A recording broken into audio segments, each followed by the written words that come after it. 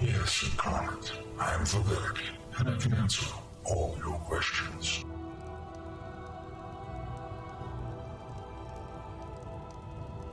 I expected you.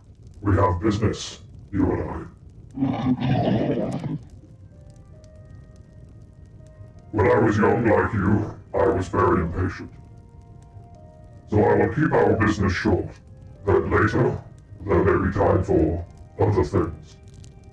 First, I propose to remove my curse upon the Nerevarine, end the persecution of the dissident priests, and proclaim to all Morrowind that Dojetta is the Incarnate and the Nerevarine, the prophesied savior of Morrowind,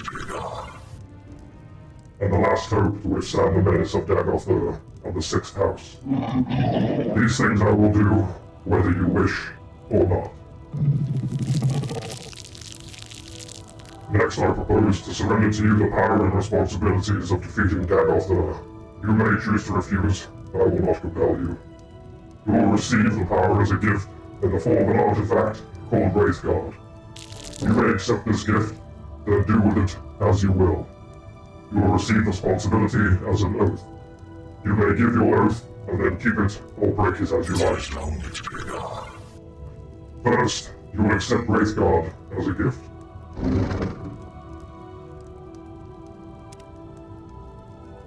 Good. Sensible of you. And now I will give you your oath. Before all gods and men. Before all spirits visible and invisible. Honor my honor and your honor. To dedicate yourself and Wraithguard to the defeat and destruction of Dagotha and the preservation of Morrowind. Preservation of Morrowind. I've been in there a very long time. I haven't spoken to anyone in I don't know how long. Please forgive me, Nerevarine. Anyway. Before my honor and your honor, to dedicate yourself and Wraithguard to the defeat and destruction of Dagotha and the preservation of Morrowind as people. Not very sensible, but very good. I was hoping for someone who could have no hesitation about making such an oath. You will now have a brief, momentary sensation of time passing. Do not be alarmed, for you are being taken out of time, in order to avoid the unpleasant experience of learning how to use Wraithguard. It will be over before. There is a brief sensation of motion in total darkness, floating but without sense of weight or direction. And now you know it. Now I will notify the temple that you are our champion. There shall be no more persecution of the dissident priests, and I hope both sides shall swiftly be reconciled. We have time for questions, if you like. You may leave now, as you wish.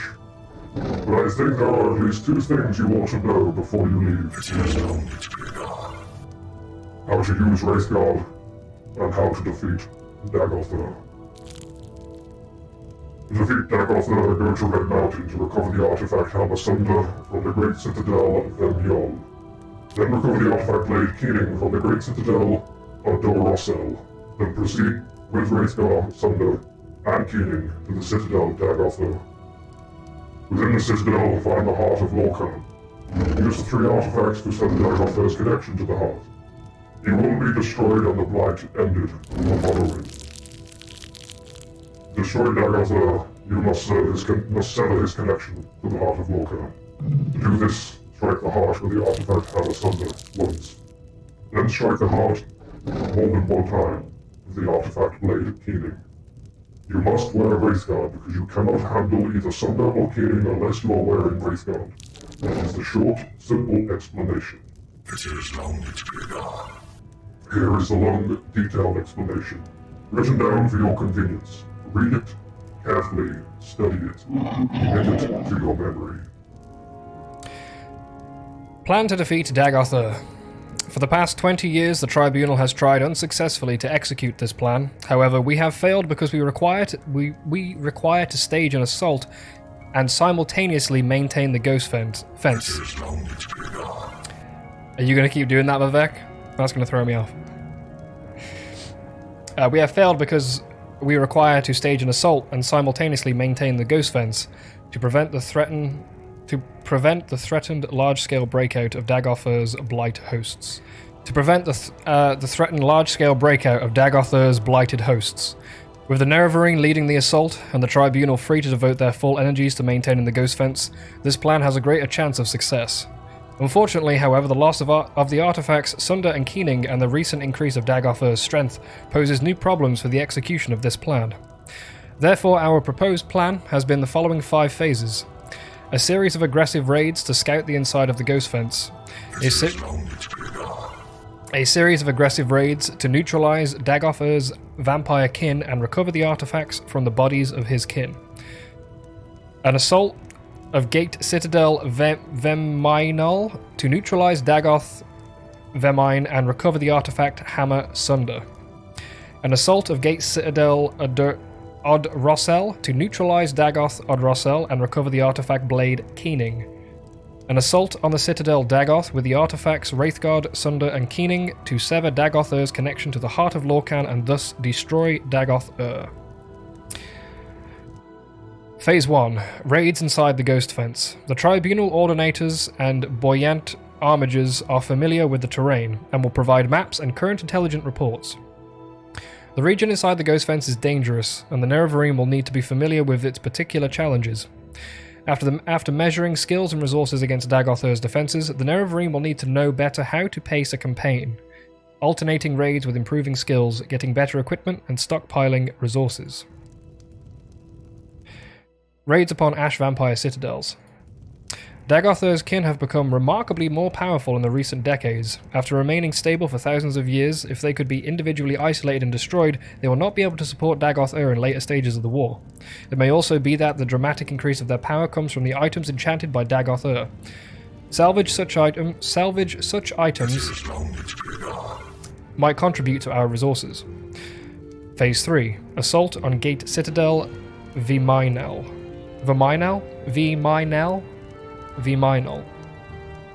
Okay. Essential to recover the artifact Hammer Sunder for Phase 5.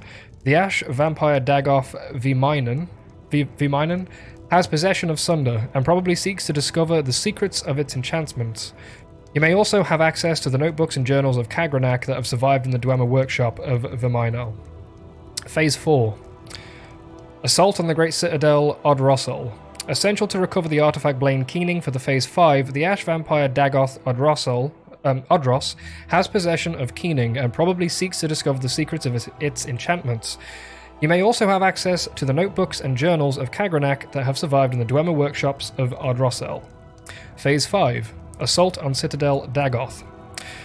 All previous stages and preparations for this stage, recent expeditions show that Citadel Dagoth has undergone extensive expansion. The location will need to be explored carefully. The known route to the heart of the chamber will be well defended. Alternate routes may exist. Dagoth-Ur will have anticipated our plan to destroy him by attacking the heart, and he will most certainly personally approach to the heart chamber. Together the Tribunal could not defeat him, and he has grown stronger since then. Admittedly, the Tribunal has had the distraction of maintaining the Ghost Fence simultaneously with fighting Dagoth-Ur, but even so the challenge seems daunting. The adoption of his phased campaign seems to offer the best chance for success. In retrospect, the Tribunal's decision to directly assault Citadel Dagoth rather than proceed step by step through lesser objectives must be seen to have had a serious error. The Tribunal did not feel it had the option for a slow-paced and delicate campaign, given that they had so many other competing priorities, not the least of which was the maintaining of the Ghost Fence and the outer defenses surrounding Red Mountain. The Nerevarine, on the other hand, should be best served by a careful step-by-step advance, with the additional advantage of building confidence along the way while success would undermine Dagoth-Ur's own assurance in his defenses.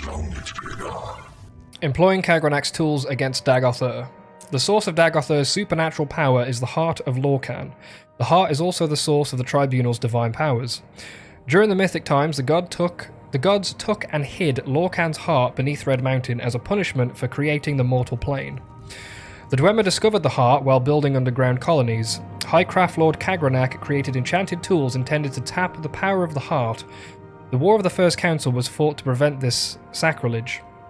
Khagranak's use of these tools and the disappearance of the Dwemer race marked the end of the war. Khagranak's tools were recovered by Lord Nerevar and Dagothar. Dagothar was left to guard the tools while Nerevar came to consult with us, the Tribunal, his advisors. In Nerevarene's absence, Dagothar experimented with the tools upon the heart and was corrupted. We returned to discover the deranged Dagothar who refused to turn over the tools. When he attacked us, we drove him away. We left Red Mountain with the tools and subsequently Sotha Sil, another member of the Tribunal, discovered their secrets. Collectively, we used the tools to establish a connection with the heart, enabling ourselves to transform our mortal natures. Thus, we became the Tribunal.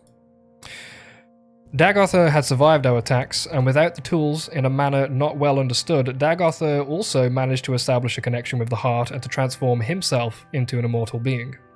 Our plan to destroy Dagothar also runs the risk of destroying the Tribunal, because both Dagothar and the Tribunal are both connected to the heart of Lorcan, which is where they get their powers from. The plan is also to permanently disrupt Khagranak's enchantments upon the heart, severing the connection with Dagothar and ourselves, and rendering all of us, once again, mortal. Immortal Dagothar then may be destroyed by mundane means. The loss of godhood and the possible death of the Tribunal are judged as necessary risks and sacrifices. The normal procedure for establishing connection with the heart is a 3-step process. The wearer of Wraithguard strikes the heart with the hammer Sunder, causing the heart to produce a pure tone. Then the wearer of Wraithguard strikes the heart with the blade Keening, shattering the pure tone into a prism of tone shades. These tone shades are then imprinted upon the substance of the wearer of Wraithguard, giving him an immortal and divine nature. The Nerevarine will not be taught the secret rituals to require the 3rd step. Instead, Nerevarine will strike the heart with Keening for a 2nd time, causing its tones to diverge into unstable patterns of interference. Further repeated strikes with Keening will further the disruption of the tones, with the ultimate result of shattering and dispelling Khagranak's original enchantments binding to the heart, thereby severing the heart's links to Dagothar and with any surviving heart weights and with the Tribunal.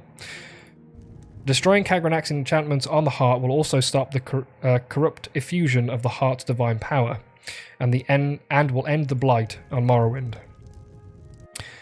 So, they're basically telling me how to destroy the heart, like with these 2 tools, but they aren't going to teach me how to harvest the power from the heart. I guess for a few reasons. One, you could say, they don't want, which is actually really hypocritical, but they don't want me to, achieve godhood with these powers like they have. Even though I could be on their side, they don't want another person to possess their powers, I suppose. Because then I suppose I would pose a threat to them, should I decide to do what... They don't want, history to repeat itself. They don't want me to basically pull a Dagoth on them and get power and then try to destroy them. The Nerevarine may be tempted to steal the power of the heart. Dagothar and Sotha Sil alone know this secret. Dagoth may, in extremity, propose to teach the Nerevarine to use Khagranak's tools to become a god.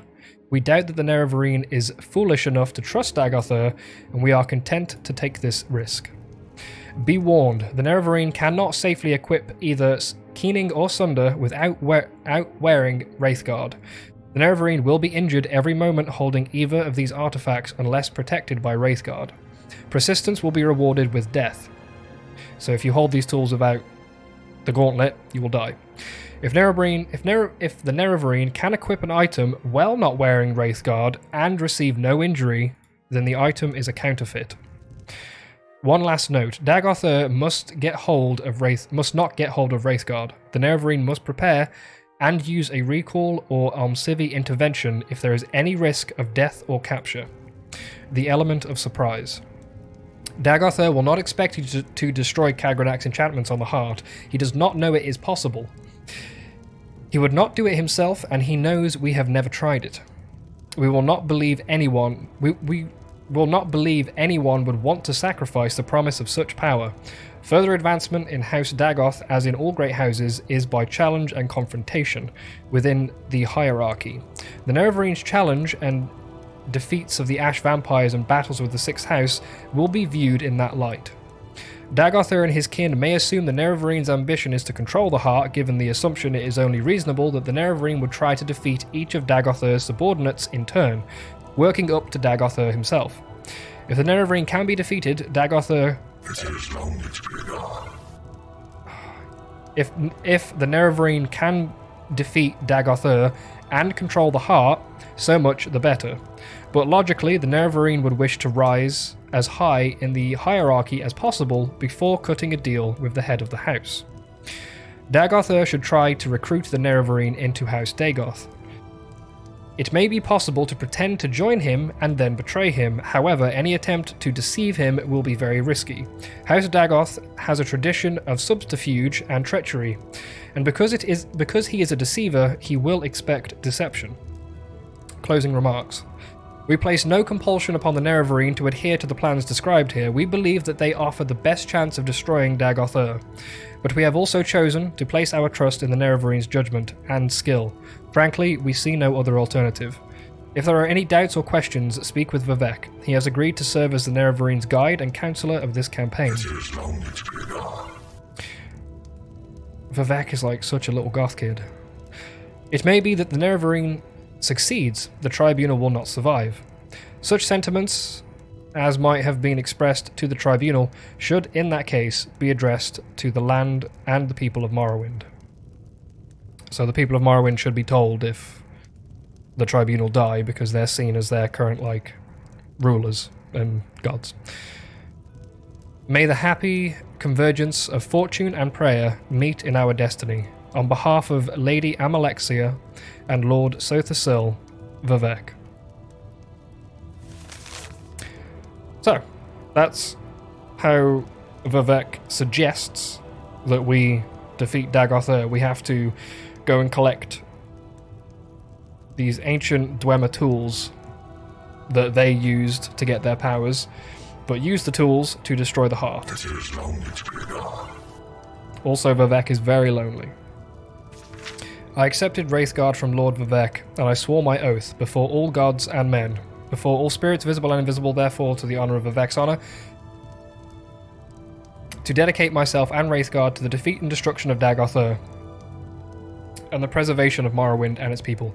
Vivek somehow taught me how to use Wraithguard. He then offered to give me some explanation or let me go immediately as I wished. He's defo a scene kid, not an emo. All the neon colours. To defeat Dagoth, Vivek says I must go to Red Mountain to recover the artifact Hammer Sunder from the Gate Citadel. Then the artifact Blade Keening from the Gate Citadel.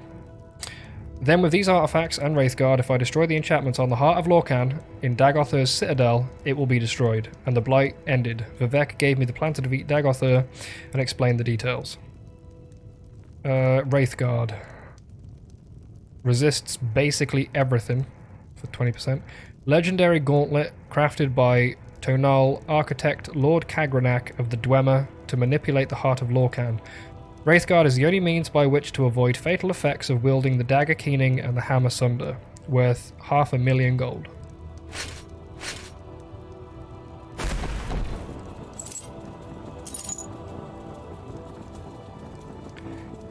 Now, before we finish talking to Vivek, I know a certain prawn boy. Oh my god, why is everyone down there looking at me? What was that?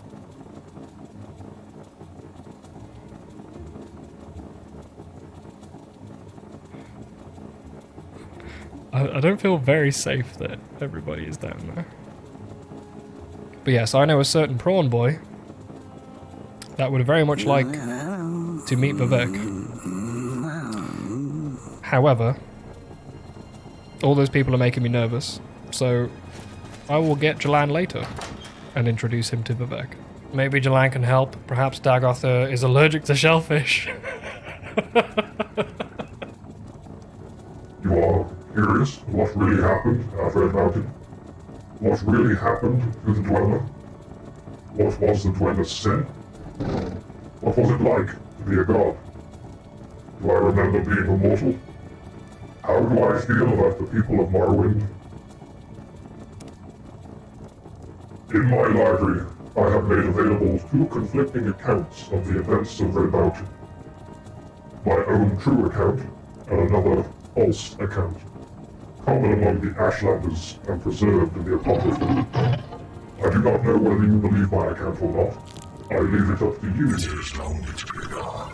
judge which is true.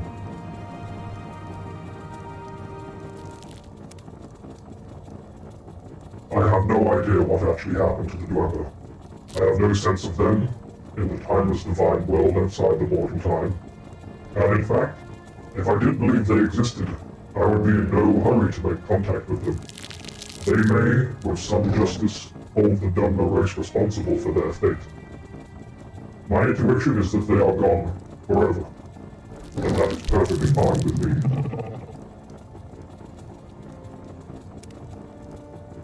The sin of the Dwemer was the creation of a new god from the substance of a dead god, Lorcan. That is also the sin. That is also the sin for which we should destroy Dagotha. I hesitate to call it sin, more properly call it destructive evil. The sin of the tribunal, however, is in breaking an oath to Azora, who forbear from trapping the heart of Khagranak's tools, and in folly of seeking to become gods, breaking the oaths of what was evil. Becoming gods was folly. If we sinned, we have paid the price. We know nothing for sure, but we have learned from interrogating 6 house cultists and victims of dream compulsions, and from our study of Dagotha's actions, the temple scholars and inquisitors have prepared a document, Dagotha's plans. That summarizes what we know or suspect. Take this copy. It is also available in my library.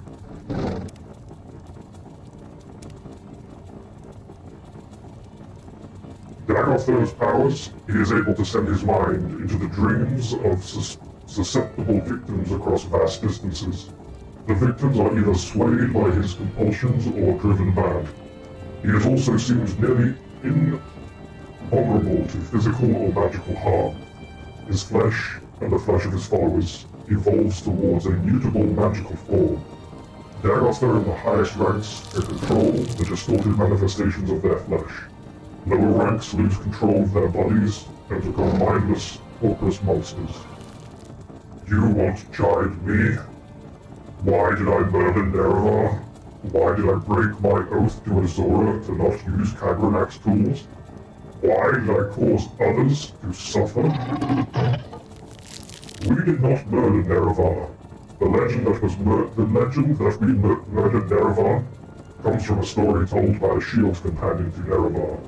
Ashlander soul, who lived amongst the Ashlanders. The Ashlanders have retained Ashlander soul's account as part of their oral histories. The account is persuasive in some details, implausible in others, and it is in any case false. I have 2 accounts of Nerevarines' death here in my library. Read them and judge them for yourself. I love the people of Morrowind. I became a god to make their lives more comfortable and secure. I am most close to my faithful followers. I am literally in their hearts and minds. I feel most sympathy for House Vvardenfell and the Dunmer driven by creeds and deeds like I am. House Imperial is closer to the compensation and sympathy of Amalexia, and comfortable and secure serenity. House Talvani matches the disposition of my brother, Sotha Sil. profane, and unconventional.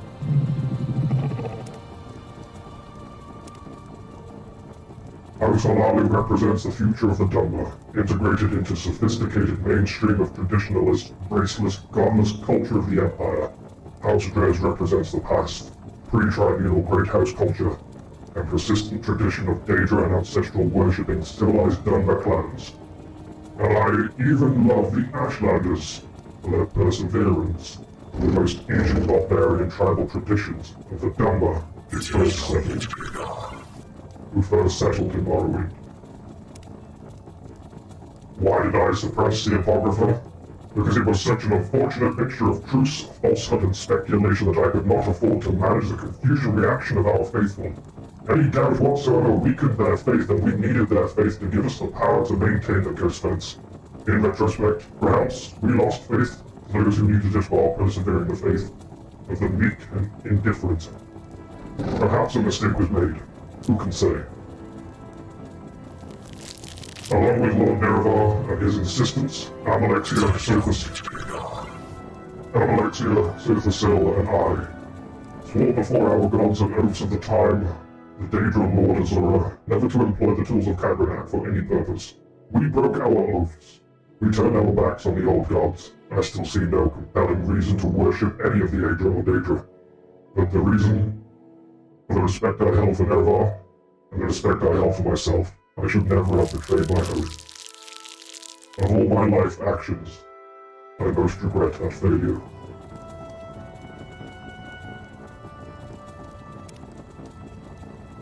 Chief among the servants of Dagoth are his 7 brothers, the Ash Vampires.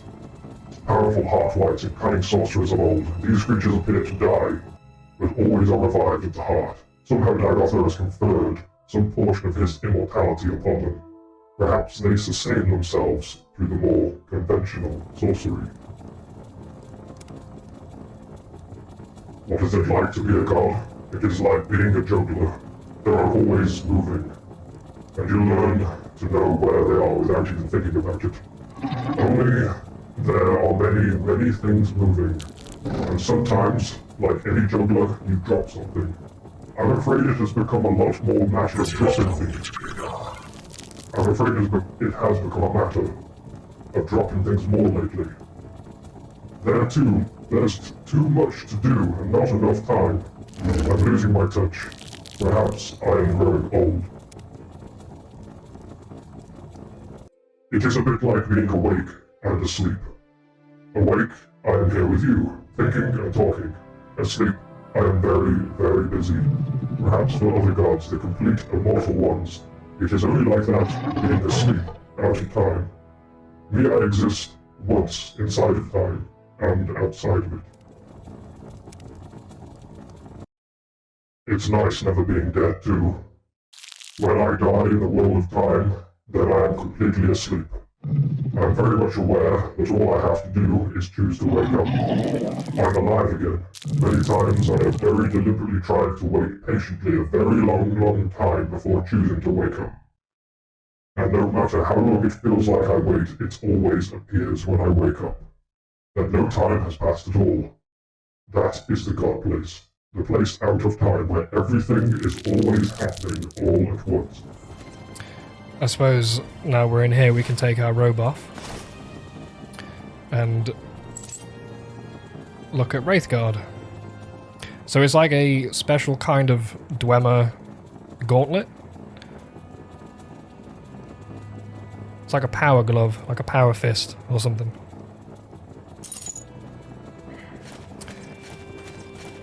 So, these... There was another copy of Plans to Defeat Dagoth, which I think we already have. Yeah. The Battle of Red Mountain, Dagoth's plans. Do we have that? It is lonely to be gone. We do not. Okay. Huh? And Nerevar at Red Mountain.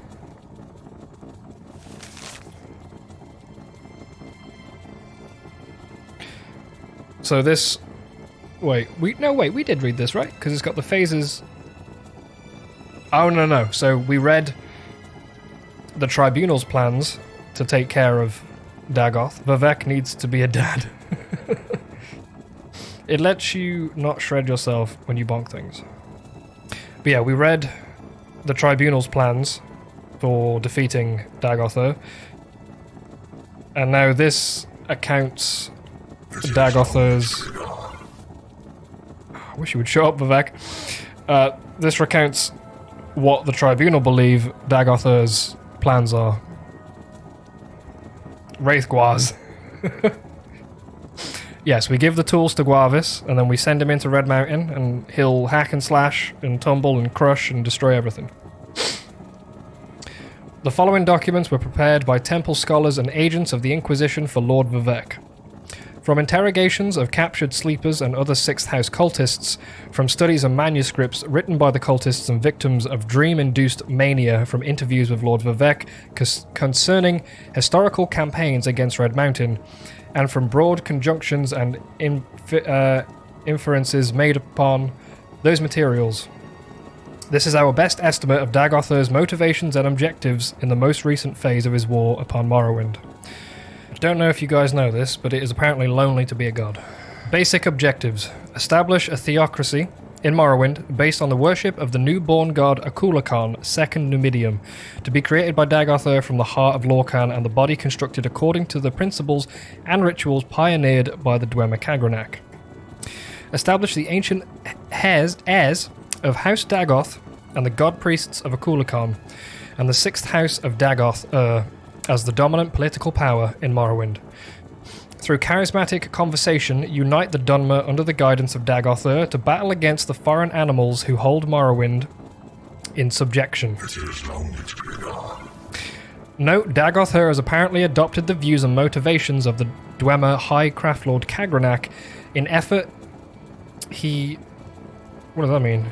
Recapitulates the ancient blasphemous folly of the Dwemer, like he wants to reenact it.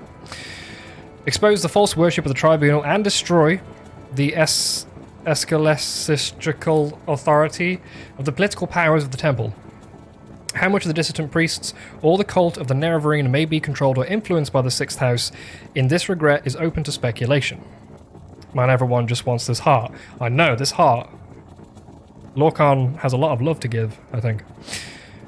Extirpate all remaining individuals of inferior and mongrel races from Morrowind.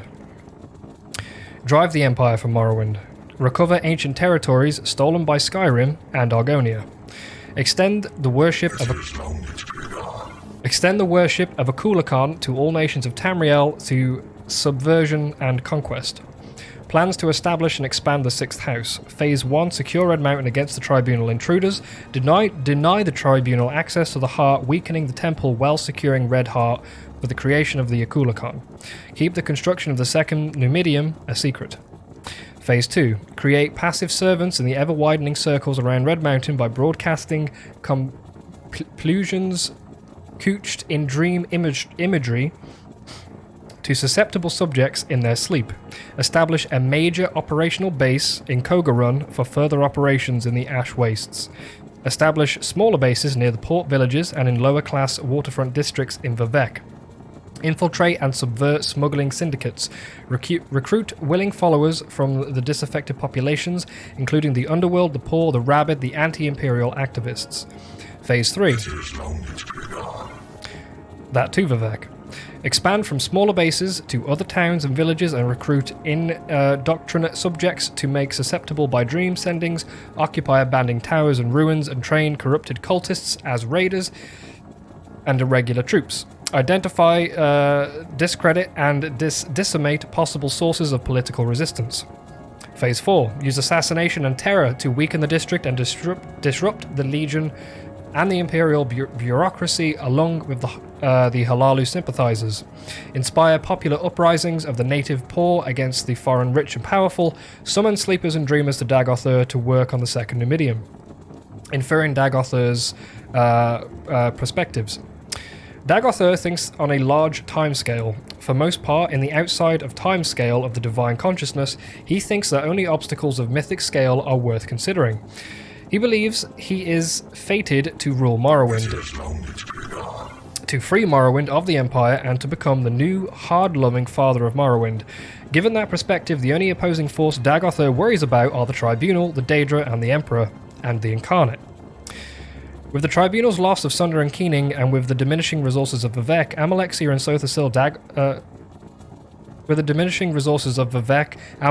and Sothasil, Dagothr believes he's permanently gained a decisive strategic advantage. On a mortal timescale, the battle may last for centuries, but the outcome is not in doubt, and Akula Khan may be a device for dramatically reducing the timescale of a decisive victory.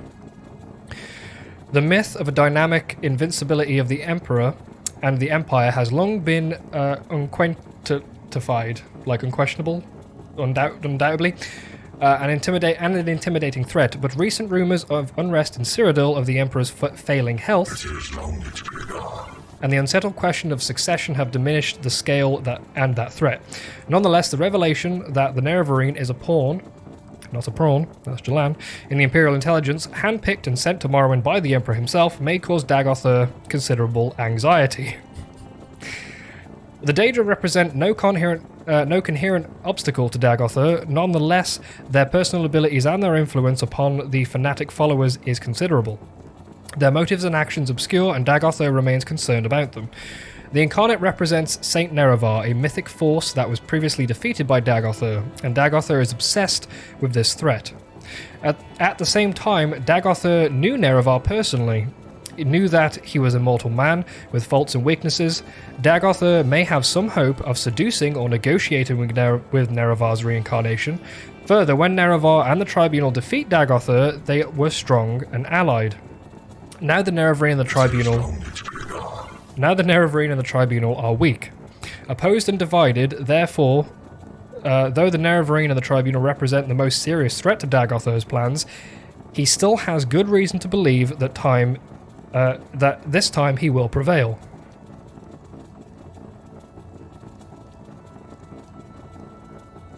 Before the Second Era, year 882, Dagothr and his kin lie dreaming beneath the sills of Red Mountain. Second Era 882, Dagothr and his ash vampires awaken refreshed and emerge from the lower Red Mountains into the Heart Chamber. Dagothr ritually binds himself to the Brethren of the Heartweights in a ritual of his own devising. First stages of construction of the second Numidium conceived during the long sleep are now begun by Heartweights, and the Atronach constructs in a chamber near the heart of Lorkhan. Keeping the second Numidium project a secret from the Tribunal is a high priority. Second Era 2A8, the Tribunal arrive at Red Mountain for their annual ritual bathing in the Heart's powers. Dagothr and the Ash Vampires ambush the Tribunal. The Tribunates are driven away and prevented from restoring themselves with Khagranak's tools at the heart of Lorkhan. Second Era 822 to the Third Era 417. Intermittent Tribunal campaigns assault Red Mountain. The Tribunal and supporting forces seek to force access to the Heart Chamber, but are repeatedly driven back. Dagothr's recruits, sleepers, and dreamers through dream sendings. Cultists are recruited through dream compulsion. Weaker cultists become corpus beasts. Stronger cultists advance through the stages towards the powers of the Ascended Sleepers. Third Era, year 400. Koga Run occupied by Dagoth Uthal, which we've already met this guy. We've already met this guy, but we ran away from him because he was like super powerful and scary. And fortified as an advanced base for the Sixth House operations. Blightstorms more frequent and widespread. Soul sickness spread in the regions close to Red Mountain. Third Era 410. Sixth House bases found near Narmak and in the waterfront areas of Vivec. Sixth House operatives exploit smuggler organizations and communications to spread their influence among victims unbalanced by Dagothr's dream sendings. Third Era 415. Small cells of Sixth House cultists in every town in Vvardenfell. Larger Sixth House operations are concealed in remote dungeons where creatures are bred and cultists are trained for the coming struggle. Third Era 417. Amalexia and Sothasil lose the artifacts Keening and Sunder to Dagoth Ardros and Vmine. Vivec rescues Amalexia and Sothasil, but failing to recover Keening and Sunder, The tribunal retreat from Red Mountain in disorder. Surviving buoyant armorage companions know the tribunal was forced to retreat, but do not know how serious of a reversal the tribunal has suffered. The three tribunes return to their respective capitals and continue to perform their ritual functions.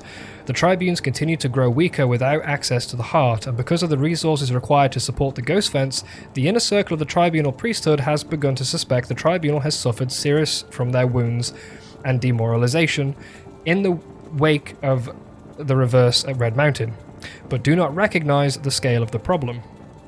Third Era 426-2427. Campaign of the Sixth House assassinations of prominent Imperial citizens and Hilalu Imperial sympathizers, sudden increase in the number of seriousness of attacks by cultists and victims deranged by soul sickness. Note with concern, Dagothr can apparently perceive and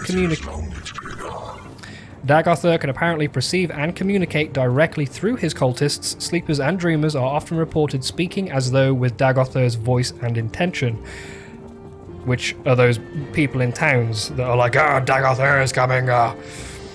Little is known about the features, scale, and stage of the completion of the Akulakon, Second Numidian. No one has gained entrance to the Heart Chamber since Second Era 282. In the Third Era 417, Keening and Sunder were captured and may substantially aid in Akulakon's construction. Right. So that's Dagothr's plans. That we have already read. Now these are very interesting. Before we were Kitty Cat, we obviously were Indorel Nerevar. And when we died...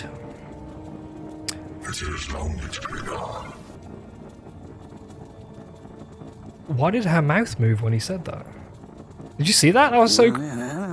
No, don't try and cover it up. I saw you speak. That was really creepy. But yes, before... how we died exactly is up to a lot of interpretation. And there are two accounts of how we died. One of them was written by Vivek, who was actually there when we died, supposedly. And the other one is how the Ashlanders say that we have died. And obviously we don't remember how we died because we've been reincarnated and we can't remember our past life. But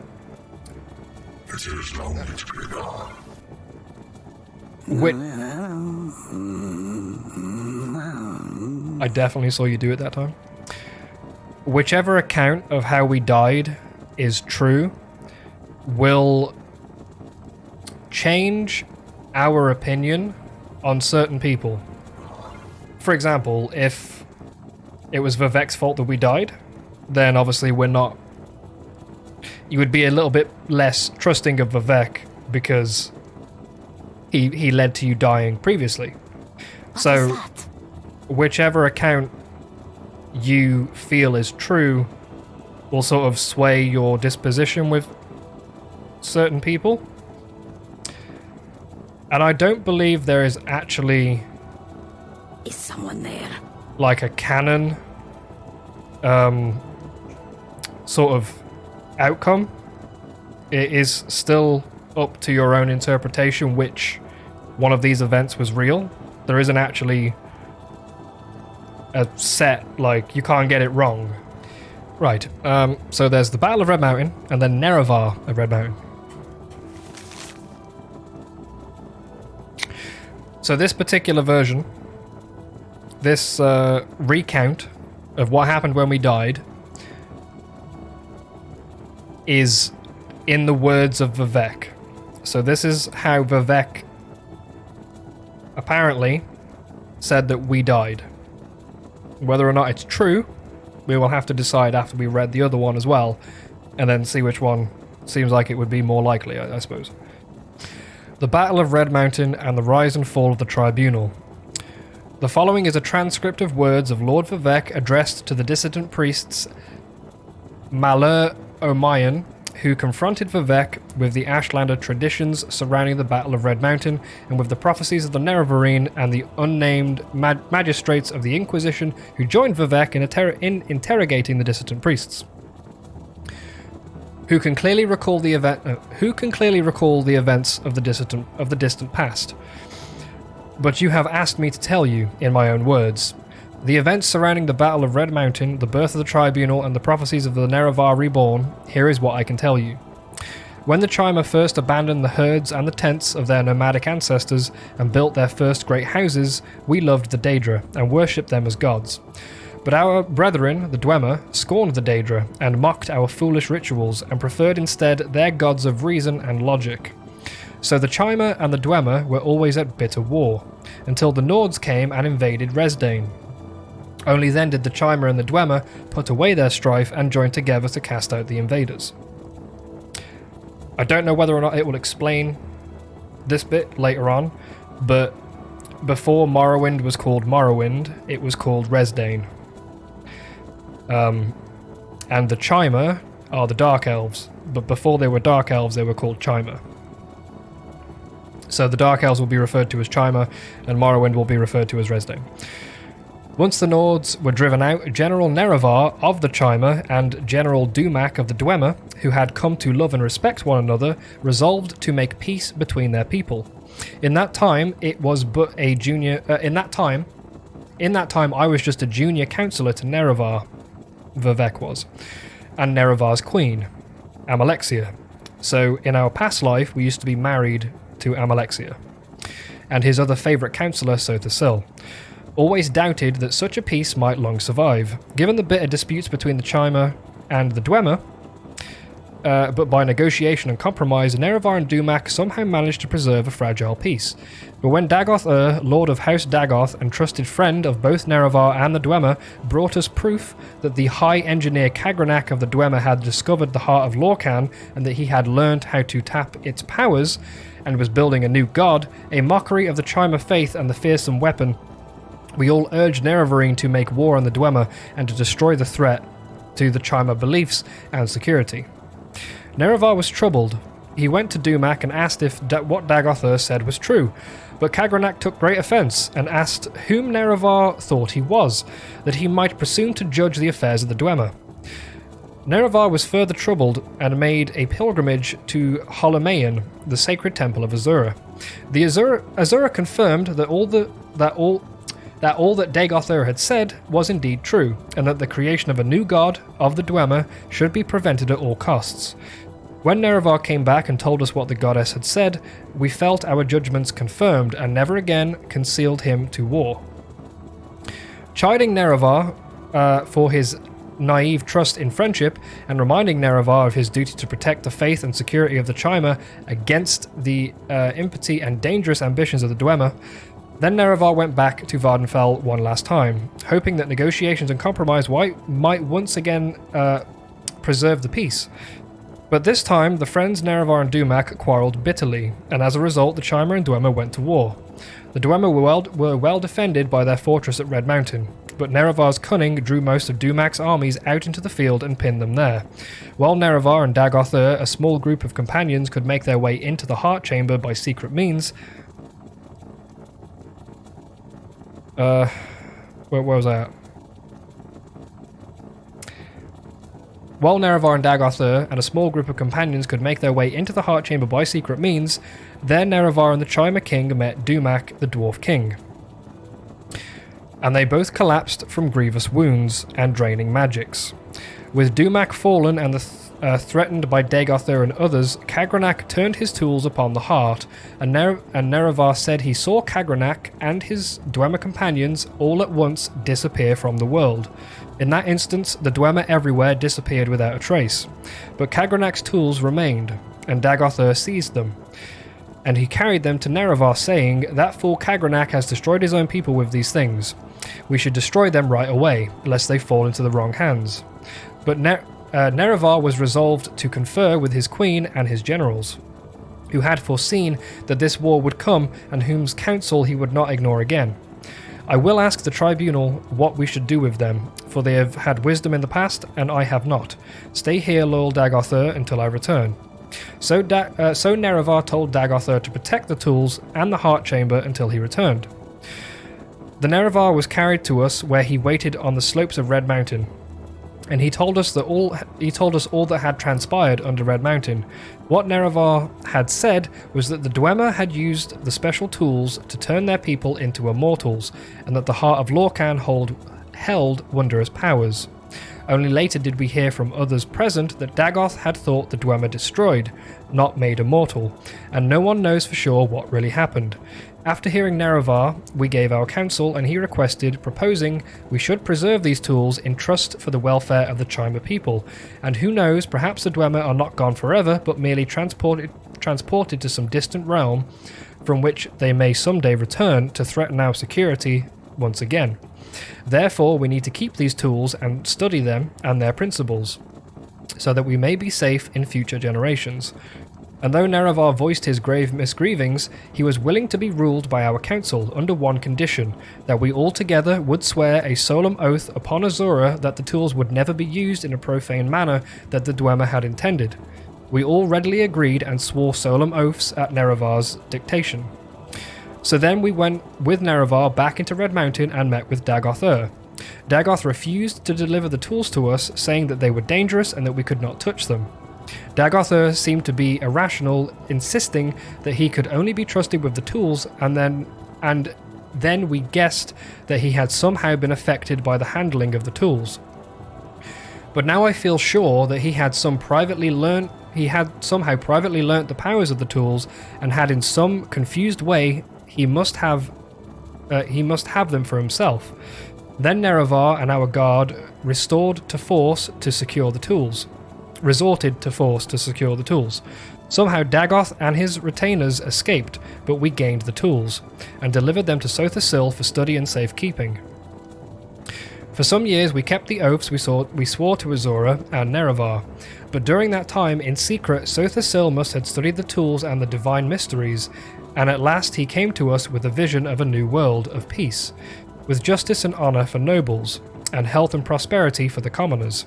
With the tribunal as immortal patrons and guides, and dedicating ourselves to the vision of a better world, we made a pilgrimage to Red Mountain and transformed ourselves with Kagranak's tools. And no sooner we had completed our rituals and begun to discover our newfound powers, the Daedra Lord Azura appeared and cursed us for our swaresome oaths. By her powers of prophecy, she assured us that her champion, Nerevar, true to his oath, would return to punish us for our perfidy? Like breaking your vow? Perfidy? And to make sure that the profane knowledge might never again be used to mock and defy the will of the gods. But Sothasil said to her, "The old gods are cruel and arbitrary, and distant from the hopes and fears of Mer. Your age is past, we are the new gods, born of the flesh and wise and caring of the needs of our people. Spare us your threats and chiding in constant spirit. We are bold and fresh, and we do not fear you." And then in that moment all the Chima were changed into the Dunmer. Our skins turned ashen and our eyes into fire. Of course, we only knew at that time that this had happened to us. But Azura said, "This is not my act, but your act. You have chosen your fate, and you have chosen the fate of your people, and all the Dunmer shall share your fate. From now on until the end of time, you think yourselves God, but you are blind. All is darkness." And Azura left us alone in darkness, and we were all afraid. But we put on our brave faces and went forth from Red Mountain to build the new world of our dreams. And the new world we had shaped was glorious and generous, and the worship of the Dunmer fervent and grateful. The Dunmer were at first afraid of their new faces, but Sothasil spoke to them, saying that it was not a curse, but a blessing, a sign of their changed natures, and a sign of special favour that they might enjoy as new Mer. No longer barbarians trembling before the ghosts and spirits, but civilized Mer, speaking directly to their immortal friends and patrons, the three faces of the tribunal. And we were all inspired by Sothasil's speech and vision, and took heart, and over time we crafted the customs and institutions of a just and honourable society. And the land of Resdain knew millennia of peace, equity and prosperity, unknown to the other savage races. But beneath Red Mountain, Dagoth had survived, and even as the light of our bold new world shined over more brightly beneath Red Mountain, the darkness gathered as a darkness that was close kin to the bright light that Sothasil coaxed from the heart of Lorcan with the tools of Khagranak. As the darkness grew, we fought it, and crafted walls to confine it, but we could never destroy it. For the source of the darkness was the same source of our own divine inspiration. And in these latter days of Morrowind, reduced to subjugated provinces of Western Empire, and the glory of the temple fades and the dark tides rise from Red Mountain, we are reminded of Azura and her promised champions return. We have waited blind and in darkness, mere shadows drained from our ardent vision, in shame and in folly, in fear of our own judgment, and in hope of a deliverance. We do not know if the Outlander claiming to fulfill the prophecies of the Nerevarine is our old companion Nerevar reborn, or a pawn of the Emperor, or a cat spew of Azura, or some simple twist of fate. But we insist you adhere to the Temple's doctrine and conform to the strictures dividing the Hierographer from the Apocrypha, and that you not speak which must not be spoken openly. Act as a dutiful priest should, in accordance with your vows and obedience to the canons and the archcanons, and all will be forgiven. Defy me, and you will know what it is to stand up against a god. Vivek. So, that's Vivek's account of what happened. What's suspicious of that is Vivek basically told the priests who basically record history, he told them to remove certain events from the history books because he didn't want... Because they did basically trick the Dunmer into believing that they are gods, and that they became dark elves as like a sign of their godliness, not because they've actually been cursed. So they basically tried to manipulate their entire race. So Vivek made the priests basically remove that from the history books, which shows that Vivek kind of only does things to better his own situation, and you can't really trust him.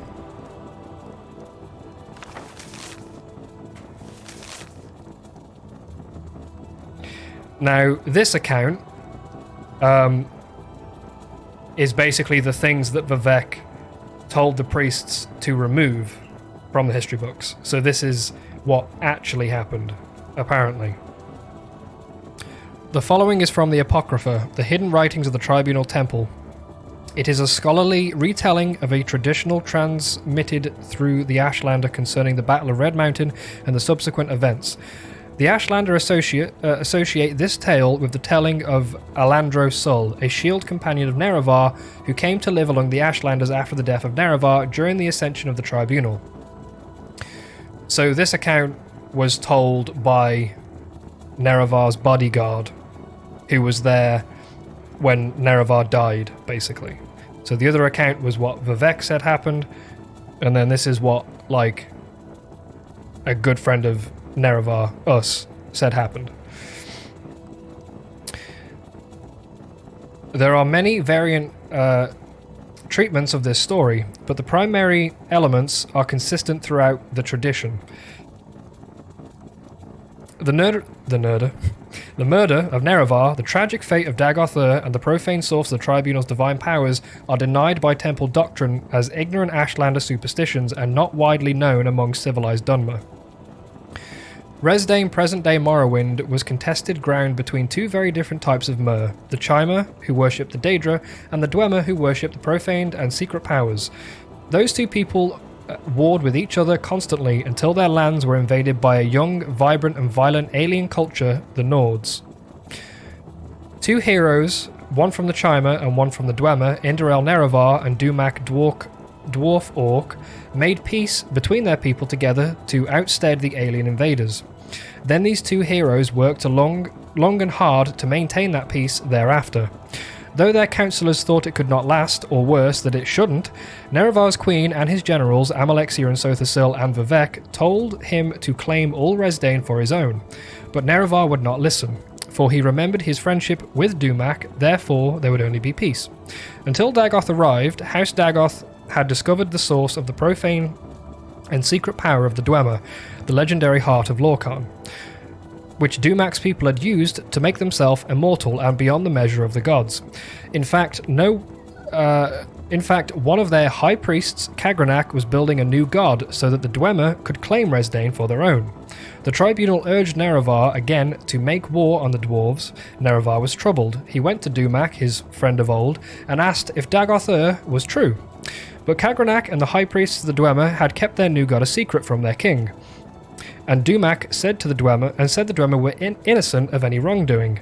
Nerevar was troubled once again and made the pilgrimage to Holamayan, the secret temple of Azura, who confirmed that all that Dagoth said was indeed true, and that the new god of the Dwemer should be destroyed for the safety not only for Resdayn, but for the whole world. So far, everything that this guy is saying is exactly the same as what Vivek said. So far this checks out. When Nerevar went back and told his tribunal that what the goddess had said, his queen and generals felt themselves proved aright, and again concealed him to war. There were reasons that the Dwemer and the Chima had hated each other forever. Finally, Nerevar, angered that his friend Dumak would lie to him, went back to Vvardenfell. This time the Chima king was arrayed in arms and armour and had his hosts around him, and he spoke harshly to Dumak, Dwarf Orc, king of Red Mountain. "You must give up your worship of the heart of Lorkhan, or I shall forget our friendship and the deeds that were accomplished in its name." And Dumak, who still knew nothing of Kagranak's new god, but proud and protective as ever of his people, said, "We shall not relinquish that which we have been our ways for years beyond reckoning, just as the Chima will not relinquish their ties to the lords and ladies of Oblivion. And to come to my door in this way, arrayed in arms and armour with your hosts around you, tells me you have already forgotten our friendship. Stand down, my sweet Nerevar, or I swear by the 15 and 1 golden tones I shall kill you and all of your people." And so the Chima and the Dwemer went to war. The Dwemer were well defended by their fortress at Red Mountain, but the bravery and cleverness of Nerevar's queen and generals drew most of Dumak's armies out into the field and kept them there, so that Nerevar and Dagoth could make their way into the Heart Chamber by secret means. There Nerevar met Dumak, the Dwarf King, and they both fell from grievous wounds. Dagoth slew Kagranak and took the tools the Dwemer used to trap the power into the heart. He went to his dying friend Lord Nerevar and asked him what to do with these tools, and Nerevar summoned Azura again, and she showed them how to use the tools to separate the power of the heart from the Dwemer people. And on the fields, the tribunal and their armies watched as the Dwemer turned into dust all around them as their stolen immortality was taken away. So, Vivek said that Kagranak used the tools himself, and then all the Dwemer disappeared. But this guy is saying that Nerevar and Dagoth killed Kagranak, and then Azura came to them and told them how to make the Dwemer disappear, basically. Those are the two differences so far. Back in Red Mountain, Nerevar told Dagoth to protect the tools and the heart chamber until he returned. Dagoth said, shouldn't we destroy these tools at once, so that they might never be used for evil again? But Nerevar was confused by his words and his sorrow, for he still loved Dumak and the Dwemer people, and so went to the fields outside of Red Mountain to confer with his queen and generals, who had foreseen that this war would come, and whose counsel he would not ignore again. "I will ask the tribunal what we shall do with them, for they have the wisdom in the past that I had not. Stay here, loyal Dagoth, until I return." The Nerevar told his queen and generals that all that had transpired under Red Mountain, and how the Dwemer had used the special tools to turn their people into immortals, and of the wondrous power of the heart of Lorkhan. The tribunal decided that the Chimer should learn how to use this power so that Nerevar might claim Resdayn and the world for their people. Nerevar did not expect or want this power, so he asked his queen and generals to help him summon Azura yet again for her guidance. But the tribunal had become greedy as Khagranak upon hearing the power of the heart, and they coveted it. They made ritual as if to summon Azura, as Nerevar wanted, but Amalexia used poison candles and Sotha poisoned robes, and Vivek used poisoned incantations, and Nerevar was murdered. So this guy is saying that his wife, his best friend, and his general murdered us because they wanted, they defeated the enemy, and now they have the tools that they had, and they were greedy and they wanted to become gods as well. So they killed Nerevar. Then Azura came forth right away and cursed the tribunal with foul deeds. She told them that she would use her powers over dusk and dawn to make sure Nerevar would come back and make things right again. But the tribunal laughed at her and said that soon they would be gods themselves, and that the Chimer people would forget their old ways of worship. And Azura knew this would be true, and that it would take a long time before her powers might bring Nerevar back. What you have done here today is foul and beyond measure, and you will grow to regret it. For the lives of the gods are not what mortals think, and matters that weigh only years to mortals weigh on gods forever. And so that they might know forever the wicked deeds, Azura changed the Chimer into the Dunmer, and their skin turned ashen and their eyes into fire. Let this mark remind you of your true selves, like ghouls fed on nobility, heroism, and the trust of their king. And then the tribunal went into Red Mountain and met with Dagoth-Ur. Dagoth-Ur saw what had been done, for his skin had changed as well, and he tried to avenge the death of Nerevar, but to no avail. He was driven off and thought dead. The tribunal found the tools and had been guarding them. Through the study of Khagranak's methods, turned themselves into gods.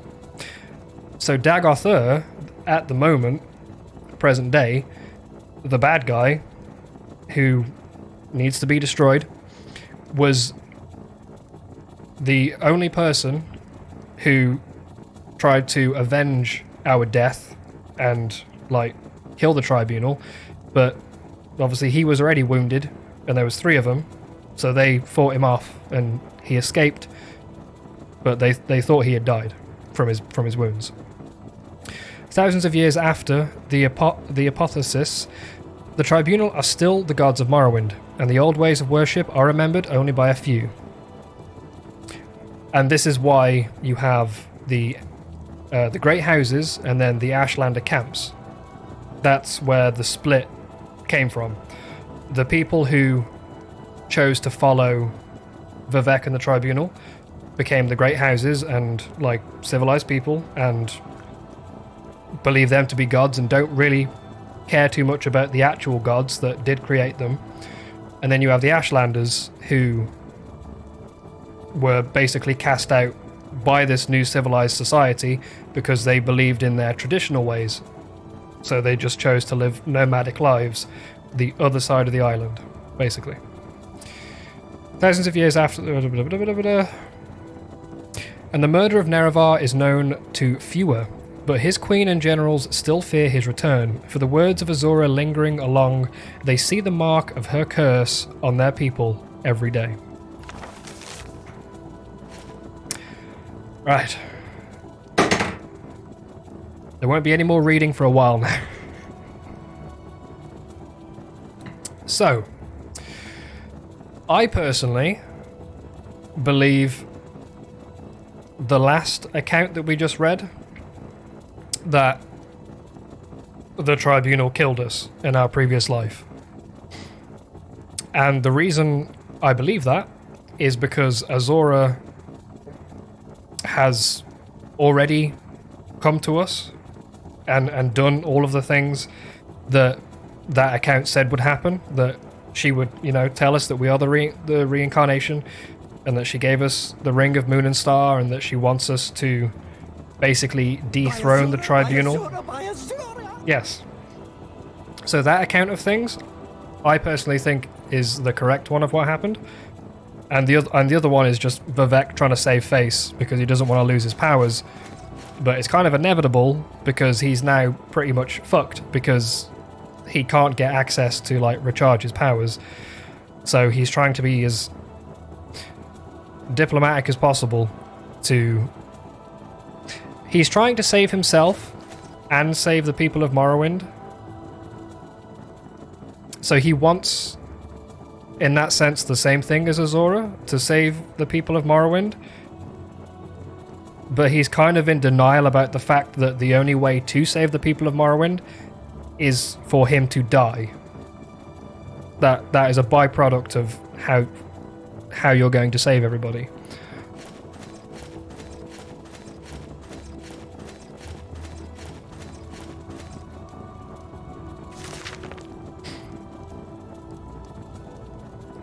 So, the next part of the game is basically...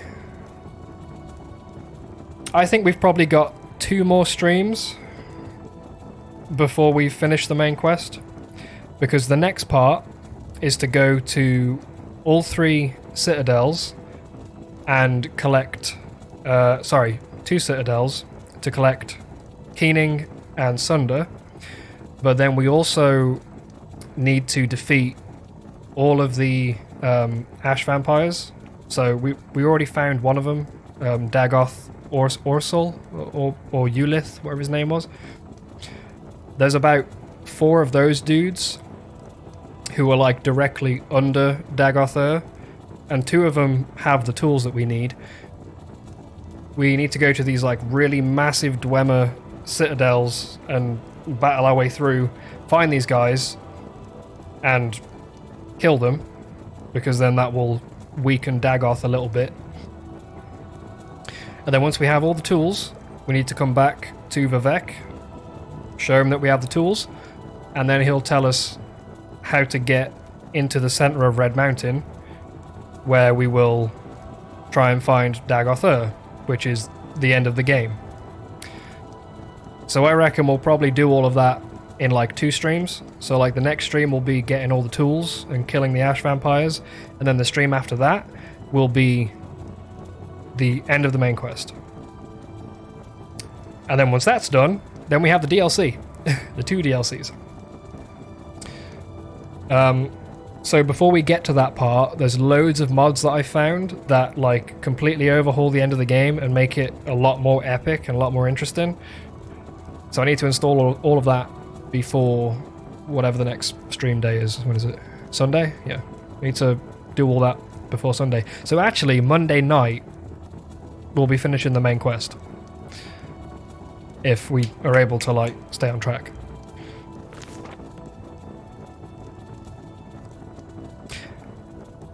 And also, in the next stream, we will go and get Julan